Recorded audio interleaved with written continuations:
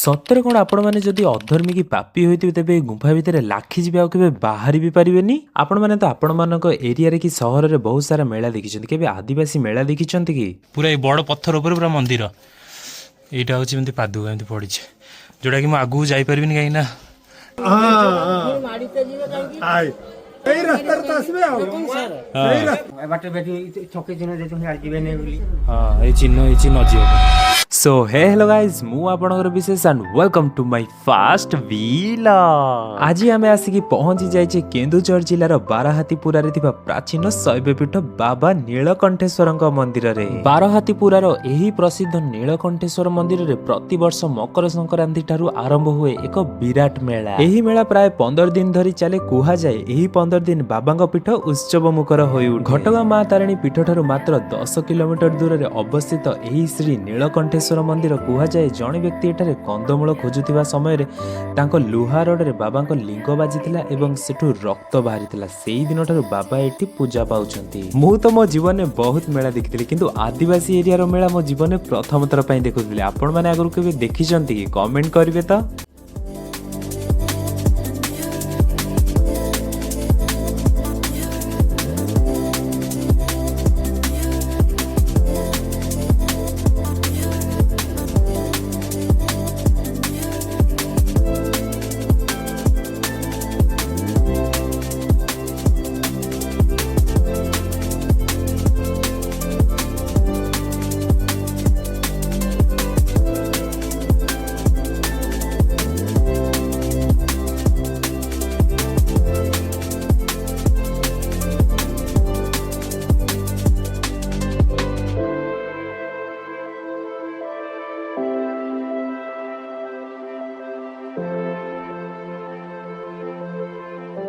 ମେଳା ବୁଲି ଆସିବେ ଆଉ ଆପଣ ମାନେ ଲଙ୍କା ଚପ୍ ଆଉ କକଲେଟ୍ ଖାଇବେନି ତ ମେଳା ବୁଲା ତ ଆମର ଅଧୁରା ହେଇଯିବ ନା। ମଉସାଙ୍କୁ ଆମେ ଦେଇ ଦେଇଥିଲୁ ଝଟପଟ ଲଙ୍କାର ଅର୍ଡର, ଆଉ ମଉସା ଆମକୁ ଦେଇ ଦେଇଥିଲେ ଛଟପଟିଆ ଗରମା ଗରମ ଲଙ୍କା। କେନ୍ଦୁଝର ଗୁପଚୁପର ବହୁତ ବଢିଆ ଲାଗେ। ଏଠି ସମସ୍ତଙ୍କ ପାଖରେ କଞ୍ଚା ଲଙ୍କା ଥାଏ, ତାଙ୍କୁ କହିଲେ ସେ କାଟିକି ଦେଇ ଦିଅନ୍ତି। ସବୁଆଡେ ତ ଲଙ୍କା ପେଷ୍ଟ କରିକି ରଖିଦେଇଥାନ୍ତି, କିନ୍ତୁ ସେଟା ଭଲ ଲାଗେ ନା, ପଛରେ ପିତା ଲାଗେ। କିନ୍ତୁ ଏଇ ଲଙ୍କାକୁ କାଟିକିନି ଯୋଉ ଲଙ୍କା ଖାଇବାର ଯୋଉ ମଜା ଗୁପଚୁପର, ଓହୋ।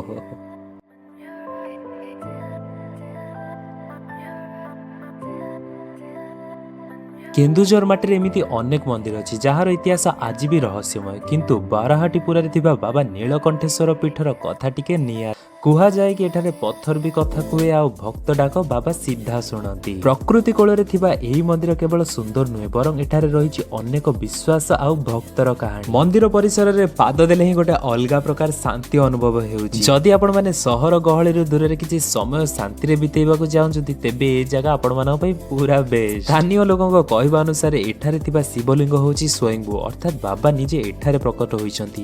ଶୁଣିବାକୁ ମିଳେ ଯେ ବହୁ ବର୍ଷ ତଳେ ଏହି ସ୍ଥାନରେ ଜଙ୍ଗଲରେ ପରିପୂର୍ଣ୍ଣ ଥିଲା, ଆଉ ଗୋଟେ ଅଲୌକିକ ଘଟଣା ପରେ ଏହି ମନ୍ଦିର ଲୋକଲୋଚନକୁ ଆସିଥିଲା।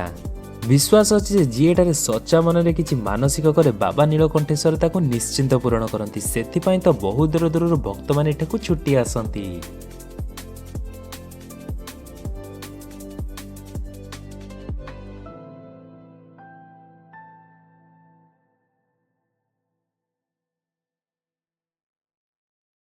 ଏ ମନ୍ଦିରର ଅସଲି ରହସ୍ୟ ଲୁଚି ରହିଛି ଏହି ଗୁମ୍ଫା ଭିତରେ। ଦେଖନ୍ତୁ ଏ ଗୁମ୍ଫାକୁ। ଲୋକ କଥା ଅଛି ଯେ ଏହି ଗୁମ୍ଫାରେ କୌଣସି ଶେଷ ନାହିଁ। କୁହାଯାଏ କି ପୂର୍ବରୁ ଏହି ବାଟ ଦେଇ ମୁନି ଋଷିମାନେ ଯାତାୟାତ କରୁଥିଲେ। ଆଜି ବି ବିଶ୍ୱାସ କରାଯାଏ ଏଠି ନାଗଦେବତା ପହରା ଦିଅନ୍ତି। ଭିତରୁ ଯିବାକୁ ତ ସାହସ ହେଉନି, କିନ୍ତୁ ବାହାରୁ ଦେଖିଲେ ହିଁ ଦେହ ଶୀତେଇ ଉଠୁଛି। ସତରେ ପ୍ରକୃତି ଓ ଭଗବାନଙ୍କ ଲୀଳା ବୁଝିବା କଷ୍ଟକର। ମୁଁ କିଛି ଫେକ୍ ନ୍ୟୁଜରୁ ଶୁଣିଥିଲି କି ଯଦି ଗୁମ୍ଫାରୁ ଆପଣମାନେ କ୍ରସ୍ କରିପାରୁନାହାନ୍ତି ତାହେଲେ ଆପଣମାନେ ପାପୀ କି ଅଧର୍ମୀ। କିନ୍ତୁ ଏଠିକାର ନନା କହିଲେ କି ଯଦି ଶରୀର କାହାର ମୋଟା ଅଛି କି କିଏ ମୋଟା ଅଛି ତ ସେ କେମିତି ଆ ଭିତରେ ଯାଇହବ, ତ ତା ପାଇଁ ଯିବାକୁ ଗୋଟେ ସ୍ୱତନ୍ତ୍ର ବାଟ ଅଛି। ପୂର୍ବ ଥର ଗୋଟେ ଥର ମୁଁ ଯେତେବେଳେ ଆସିଥିଲି ଏଇ ଜାଗାକୁ, ମତେ ସାପର ସାଉଣ୍ଡ କଣ୍ଟିନ୍ୟୁ ଶୁଭା ଯାଉଥିଲା। ସେତେବେଳେ ବର୍ଷା ଦିନ ଥିଲା, ଏଇ ଗୁମ୍ଫା ଭିତରୁ ତ ଆସି ହଉନଥିଲା। ସେଠିକାର ନନାଙ୍କ ଠାରୁ ଜାଣିବାକୁ ପାଇଲୁ ଏଇ ଯୋଉ ଗୁମ୍ଫାର ରାସ୍ତା ସ୍ୱୟଂ ମହାଦେବ ଖୋଲିଛନ୍ତି। ଗାଇଜ ସତ କହିବାକୁ ଗଲେ ମତେ ତ ବହୁତ ବଢିଆ ଲାଗୁଥିଲା, ତା ସହିତ ଭୟ ବି ବହୁତ ଲାଗୁଥିଲା। ଯୋଉଠି ଷ୍ଟାର ମରା ହେଇଛି ମାନେ ଏମିତି ଛକି ହେଇଛି, ସେପଟରେ ଆଲାଉ ନାହିଁ। ସେପଟରେ ଗଲେ ଟୋଟାଲ ପୁରା ହଜିଯିବ, ମାନେ ବାଟ ମିଳିବନି।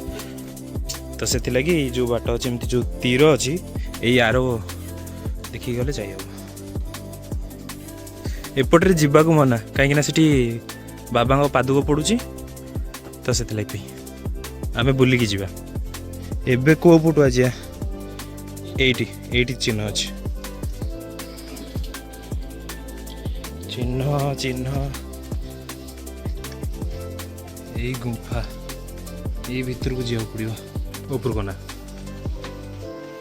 बाटे बेटी छके चिन्ह देते हैं आजीबे नहीं बोली हाँ ये चिन्ह होती न जावाई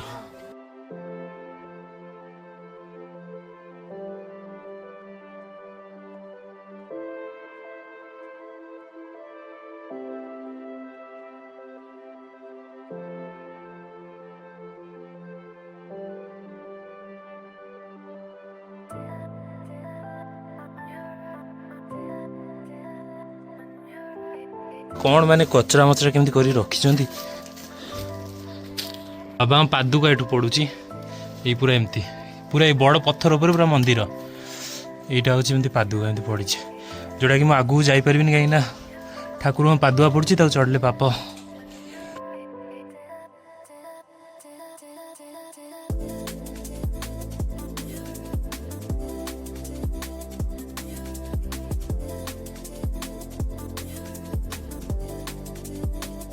एमती पत्थरटा पूरा ऊपर पड़ी आकाश रू पड़ी ये लाखी केते बड़ पत्थर आपको एमती टेकिकी रखिपर कि पत्थर ता मझे पूरा लाखी जमी लगुच मैंने ऊपर उड़ी पड़ी लाखी जामती केमती पसिबल आपको तो मैंने एमती टेकिकी भी रखिपर एत बड़ पत्थर होती विश्वास करंतु एबे तो मकर मेला चली तो गुंफारे माने चारिआडे कोठी तीर चिन्ह कोठी छकी चिन्ह दिया जदि अलगा बेले जदि कोठी लोक जानिनी बिना गाइड रे भितर को आसीबो से निश्चिंत हजि जीवो से बाट ही पाइबनी माने जीवन सहित भी विपद सेवायत जाना पाली गुंफा भितर बहुत सारा जीवजंतु अच्छा किंतु एमाने काहाकू केबे क्षति पहुंचे ना ऊपर को चढ़ी चढ़ी चलो केतबेले बंकई बंकई तेड़ी तेड़ी चलो केतबेले पेटेई पेटेई चलो माने आपण माने जेमिति सेमिति हेकिने गुंफार को ही बाहरिया पड़े माने कौन प्रकृतिर केते सुंदर नियम तो फाइनाली मु गुंफार चतुर्पार्श्व आ बाबा नीलकंठेश्वर मंदिर पूरा परिक्रमा कंप्लीट कर दी